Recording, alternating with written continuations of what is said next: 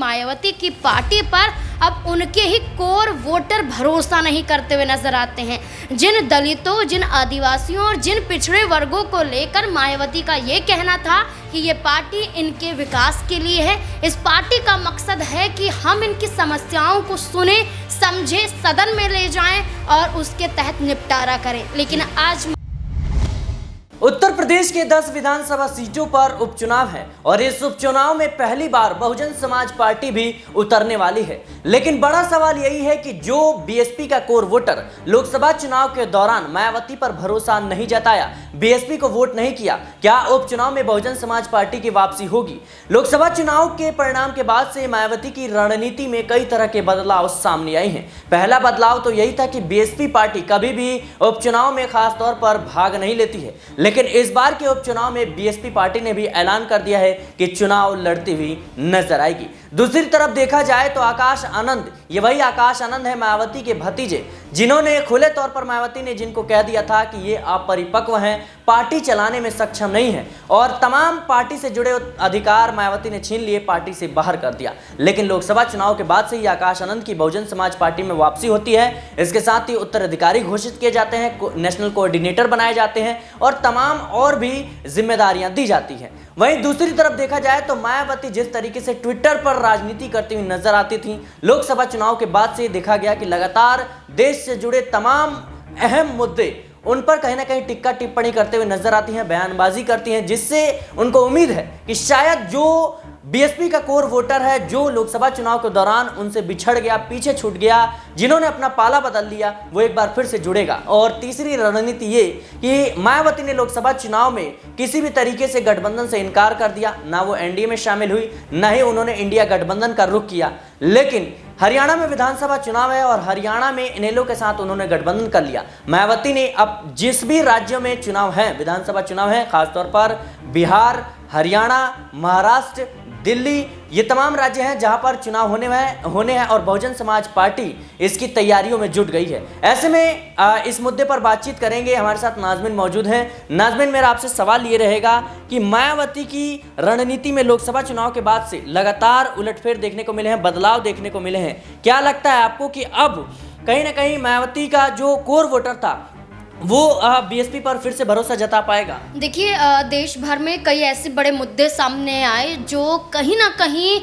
इन पार्टियों से भी जुड़ते हुए देखे गए। पहले अगर हम बसपा की ही बात करें और चुनावों का जिक्र करें तो आपने बिल्कुल बखूबी कहा कि 400 से ज़्यादा सीटों पर देश भर के तमाम राज्यों में वो चुनाव लड़ती हुई नजर आई। और बसपा की तरफ से देखा जाए तो लोकसभा चुनाव में एक भी सीट नहीं निकाल पाती। आप देखिए, उत्तर प्रदेश में जहाँ मुख्यमंत्री की कुर्सी पर काबिज एक बार नहीं बल्कि 2 बार मायावती हुई हैं, उस उत्तर प्रदेश में एक सीट भी ना जीत पाना ये दर्शाता है कि मायावती की पार्टी पर अब उनके ही कोर वोटर भरोसा नहीं करते हुए नजर आते हैं। जिन दलितों, जिन आदिवासियों और जिन पिछड़े वर्गों को लेकर मायावती का ये कहना था कि ये पार्टी इनके विकास के लिए है, इस पार्टी का मकसद है कि हम इनकी समस्याओं को सुने, समझे, सदन में ले जाएं और उसके तहत निपटारा करें। लेकिन आज मायावती को देखिए, आपने बखूबी कहा जब आपने शुरुआत में ये कहा कि सिर्फ सोशल मीडिया तक ही सीमित रह जाती हैं मायावती, ट्वीट करती हैं और इमोशन जताती हुई नजर आती हैं, लेकिन भागीदारी सार्वजनिक रूप से या व्यक्तिगत रूप से यहाँ पर मायावती की कहीं भी नहीं दिखाई देती है। आप देखिए कि 21 अगस्त को भारत बंद का ऐलान किया गया, किस लिए? सुप्रीम कोर्ट ने एक बड़ा फैसला सुनाया था कि हम SC/ST वर्ग में क्रीमी लेयर को स्थापित करेंगे और इस क्रीमी लेयर के तहत SC/ST वर्ग में भी कोटे के अंदर कोटे का प्रावधान होगा, यानी कि दलितों के अंदर महादलित, पिछड़ों के अंदर अति पिछड़े, यानी कि जो इस वर्ग में आते हैं, जो जातियां हैं वो इससे भी पीछे हैं, जो पीछे हैं और जो आरक्षण का लाभ नहीं उठा पाती हैं, सीधे सीधे तौर पर अब राज्य सरकार को यह हिदायत दे दी गई कि वो अपने अनुसार इन जातियों को स्थान दे सकती हैं। और ऐसे में देखा जाए तो भारत बंद का ऐलान कर दिया गया और इसके तहत हमने ये भी देखा कि जहां चंद्रशेखर आजाद भारत बंद के समर्थन में आए तो वही मायावती भी सामने आई और उन्होंने कहा कि दलितों के साथ ये अन्याय है, आप उनका हक उनसे छीन रहे हैं, उनके अधिकार आप उनसे छीन रहे हैं। मायावती फिर भी ट्विटर तक ही सीमित रह गई, बल्कि चंद्रशेखर आजाद तस्वीरों के माध्यम से भारत बंद के चलते प्रदर्शन करते हुए भी नजर आए। उनके तमाम समर्थक गले में पट्टा डालकर विरोध प्रदर्शन करते हुए देखे गए। वो विरोध प्रदर्शन आप उत्तर प्रदेश में, वो विरोध प्रदर्शन आप बिहार में भी देखने को आपको मिला होगा। लेकिन मायावती को लेकर अगर हम कहें तो उनकी राजनीति कहीं ना कहीं धूमिल होती हुई नजर आ रही है। और इस कवायद में यही है कि अब मायावती को ज़मीन पर उतरना पड़ेगा और ज़मीनी हकीकत को जानते हुए सिर्फ गठबंधन करने से या दूसरे राज्यों में चुनाव लड़ने से आप चुनाव नहीं जीत जाएंगी, बल्कि आप जनता के बीच में जाकर उनसे जुड़ने की कोशिश जब तक नहीं करती, जब तक आपकी पार्टी का अस्तित्व आने वाले कई सालों तक ऐसा ही रहने वाला है। लेकिन नाज़मीन, एक अहम सवाल यही भी रहेगा कि जिस तरीके से लोकसभा चुनाव के बाद लगातार देखा गया कि मायावती ने अपने संगठन में फेरबदल किए और उसमें एक बड़ा नाम था आकाश आनंद का, जिनको कहीं ना कहीं मायावती ने बाहर का रास्ता दिखा दिया था जब उन्होंने भारतीय जनता पार्टी के खिलाफ बयानबाजी जारी की थी। और कहीं ना कहीं आकाश आनंद की जो मांग है वो लगातार बीएसपी पार्टी में बढ़ रही थी और इसी को देखते हुए उनकी वापसी हुई है। दूसरी तरफ मायावती ने गठबंधन से इनकार कर दिया था, लेकिन अब वो गठबंधन कर रही हैं विधानसभा चुनाव में। अभी इन्हें हरियाणा में इनेलो के साथ हुआ है, दिल्ली में भी तमाम पार्टियां उनके साथ भी हो सकता है, तमाम राज्यों में बिहार है वहां पर भी चुनाव होने, वहां पर भी गठबंधन हो सकते हैं। लेकिन जिस तरीके से देखा जाए तो अब मायावती मुखरता से, खासतौर पर अल्पसंख्यकों और दलितों के मुद्दे पर मुखरता से अपनी बातों को रखती हुई नजर आ रही। क्या लगता है आपको कि इन तमाम कदम के जरिए मायावती को अब उनका जो कोर वोटर है वो वापस उन पर भरोसा जताएगा या फिर बीएसपी पार्टी का जनाधार है वो वापस आएगा, बहुजन समाज पार्टी की वापसी हो सकती है? देखिए, आपने आकाश आनंद का जिक्र किया। आकाश आनंद को एक वक्त पर लोकसभा चुनाव के बीच में मायावती ने सभी जिम्मेदारियों से मुक्त कर दिया था, ये कहते हुए कि वो मैच्योर नहीं है।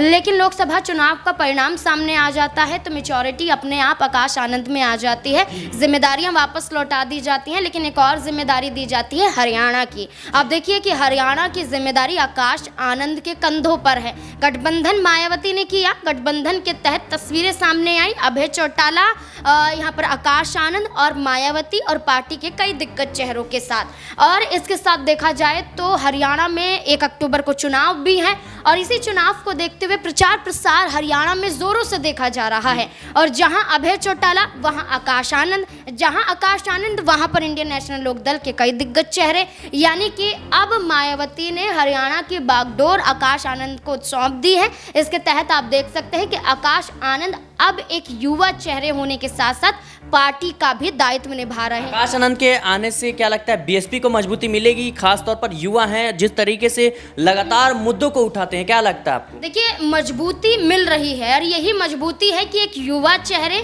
एक दलित चेहरे और खासकर उत्तर प्रदेश से निकलकर दूसरे राज्यों में पहुंचाना मायावती ने आकाश आनंद को एक सही चेहरे के रूप में दिखाया है।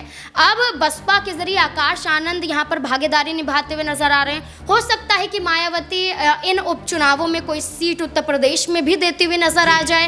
यहाँ तक कि देखिए कि सिर्फ उत्तर प्रदेश में नहीं बल्कि देश भर की 46 विधानसभा सीटों पर उपचुनाव होने हैं। तारीखों का ऐलान अभी तक नहीं किया गया है, लेकिन इस बीच में ये तेज हैं चर्चाएं कि आकाश आनंद चुनाव जरूर लड़ेंगे।